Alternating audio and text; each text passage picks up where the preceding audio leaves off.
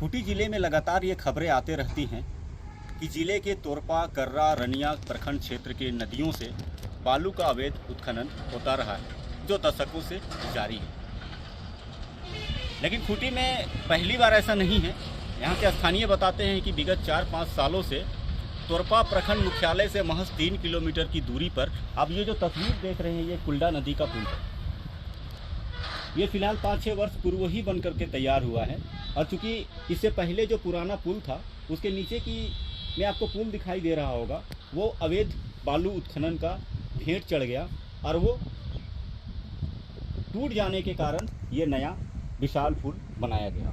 ये पुल के बनने के बाद इस इलाके में माफियाओं ने बालू उठाव तो बंद कर दिया, लेकिन जैसे जैसे समय बीतता गया बालू माफियाओं का दबदबा इस क्षेत्र में बढ़ता चला गया और नदी के किनारे बालू का दोहन शुरू कर दिया। मैं तस्वीरों में दिखा दूं कि आप देखेंगे कि ये इसी नदी के स्थल की तस्वीर है और पुल से महज 500 मीटर के दूरी नहीं कहेंगे, उससे भी कम दूरी पर नदियों का दोहन यहाँ के जो बालू माफिया है वो करते रहे हैं। नतीजा ऐसा है कि नदी के नीचे जो पत्थर हैं वो दिखने लगे हैं। हालांकि इस बार बारिश अच्छा हुआ, बारिश होने के कारण नदियों में बालू का जलस्तर के साथ साथ बालू का भी स्तर बढ़ा, जिसके कारण यहाँ पे बालू का भंडार हो गया। भंडार होने के कारण माफियाओं को एक अवसर मिला और इस नदी से बालू का उत्खनन कर रहे हैं। हालांकि दिन में यहाँ पे माफिया बालू का उठाव नहीं करते हैं। जैसे जैसे शाम ढलती है यहाँ पे जेसीबी और बड़ी संख्या में ट्रैक्टर लगती है और ट्रैक्टर के माध्यम से बालू खींचकर सड़क की ओर ले जाया जाता है, जहाँ से बड़े बड़े हाईवा गाड़ियों के माध्यम से बालू की तस्करी की जाती है। प्रशासन लगातार दावा करते रही है कि हम अवैध खनन को रोकने के लिए लगातार अभियान चला रहे हैं, कार्रवाई कर रहे हैं।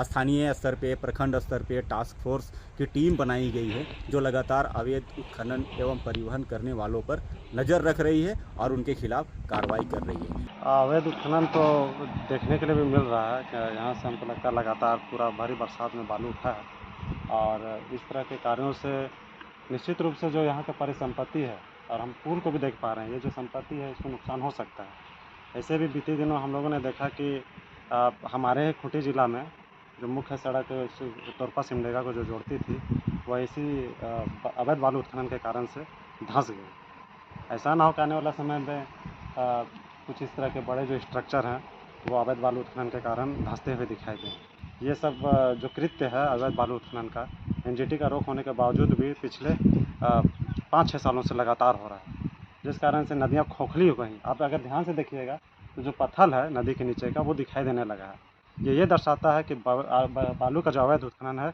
किस कदर हुआ होगा। यहाँ की नदियाँ खोखली हो गई हैं, यहाँ के पानी जो है वो गर्मी में टिकती नहीं है, पानी की भी कमी हो जा रही है, इतनी बड़ी बड़ी नदियाँ हैं उसमें।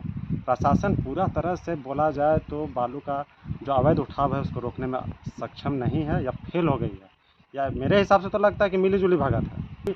छोटा चीज़ नहीं ना कि आप पॉकेट में लेके चले गए।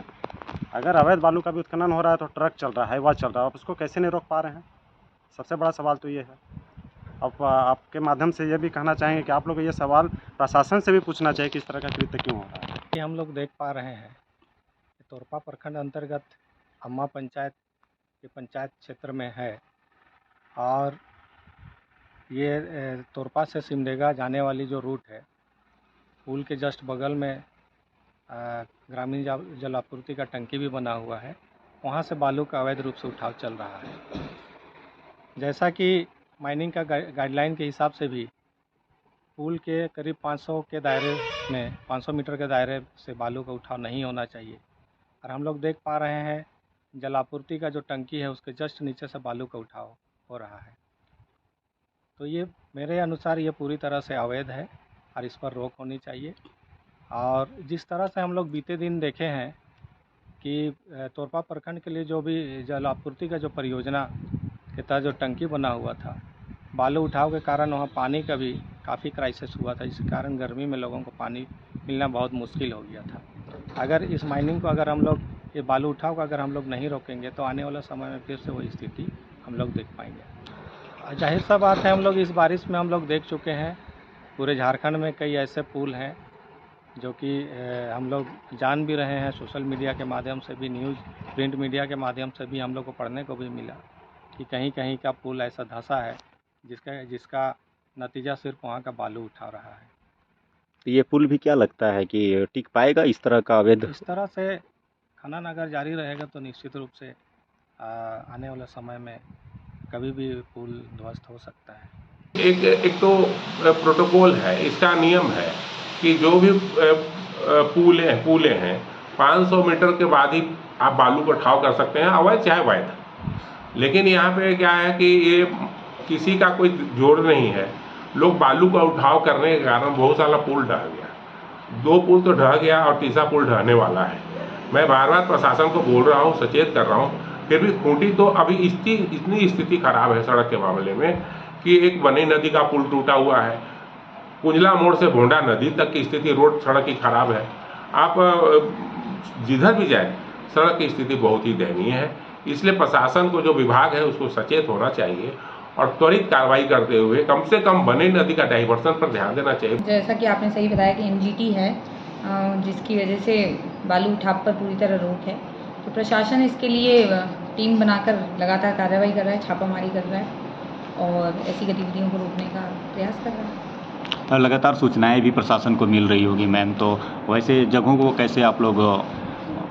उसके लिए यही है, जो फील्ड लेवल के ऑफिसर्स हैं, चाहे भले हमारे रेवेन्यू साइड के हों, सीओ हों, हम खुद भी, फॉरेस्ट की टीम, पुलिस की टीम, इस तरह माइनिंग की टीम, हम लोग मिलकर लगातार दिन में रात में दोनों तरह से बालू उठाव को रोकने का प्रयास कर रहे हैं। लेकिन सवाल यह है कि अभी एनजीटी लगा हुआ है और एनजीटी के आदेशानुसार नदियों से बालू का अवैध दोहन बिल्कुल नहीं किया जा सकता है। लेकिन खूंटी की यह तस्वीर यह बयां कर रही है कि इस इलाके में माफियाओं को खौफ नहीं, प्रशासन का कोई खौफ नहीं, या इस इलाके के बालू माफिया बेखौफ तरीके से नदियों का दोहन कर रहे हैं और इस क्षेत्र से बालू की तस्करी कर रहे हैं। देखना यह होगा कि प्रशासन के जो इस तरीके से दावे हैं, क्या ग्राउंड स्तर पे कार्रवाई हो सकती भी है या नहीं।